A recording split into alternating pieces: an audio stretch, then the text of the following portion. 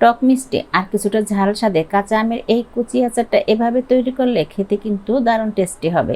আর এই আচারটি তৈরি করতে কোনো রকম তেলেরও দরকার হবে না। অল্প মশলায় খুব সহজেই কিন্তু কাঁচা আমের এই কুচি আচারগুলি বানিয়ে নেওয়া যায়। তাহলে আশা করছি সম্পূর্ণ আচারের এই রেসিপিটি দেখলে আপনাদের কাছে ভালো লাগবে। আজকের কাঁচা আমের এই আচারগুলি তৈরি করতে এখানে আমি 1 কেজি পরিমাণ কাঁচা আম নিয়েছি। এরপর এই আমগুলি খোসা পরিষ্কার করে চিকন চিকন করে ভাজির মতো কেটে নিয়েছি। তারপর কুচি করা এই আমগুলি ভালো করে ধুয়ে পানি ঝরিয়ে নিয়েছি। এখন কুচি করা এই আমগুলির সাথে অ্যাড করব 1 কাপ পরিমাণ চিনি।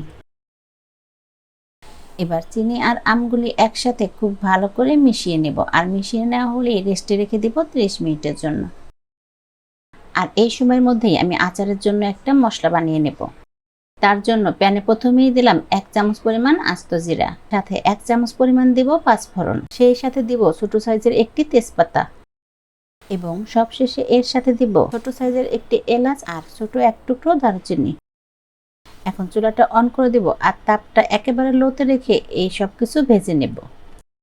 এরপর 1 মিনিটের মতো সময় নিয়ে এই মশলাগুলি আমি ভেজে নিয়েছি।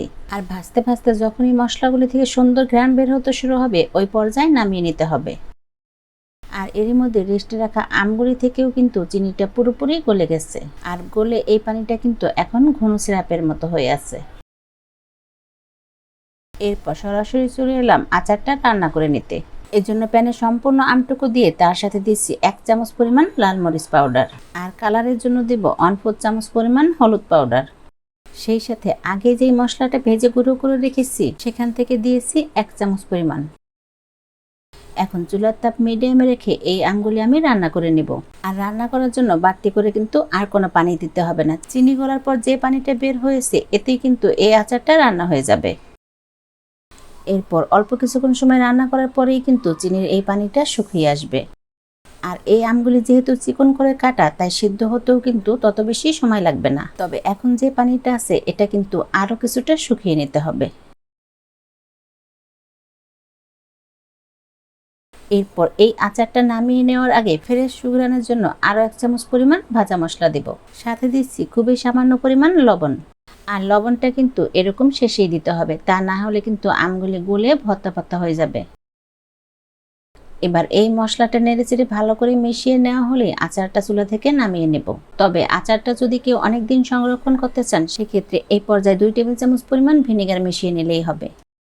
এই পর্যায়ে আর রান্না করতে হবে না। এখন এই আচারটা আমি চুলা থেকে নামিয়ে নেব। আর এটা হলো আচারের ঠান্ডা হওয়ার পরের অবস্থা। তাহলে আশা করি সহজভাবে করে দেখানো আচারের এই রেসিপিটি আপনাদের কাছে অনেক বেশি ভালো লাগবে। আর ভালো লাগলে আমের এই সিজনে এটা ট্রাই করে দেখতে পারেন। আজকের মতো রেসিপিটি এখানেই শেষ করছি। সবাই ভালো থাকেন, নিরাপদে থাকেন। আল্লাহ হাফেজ।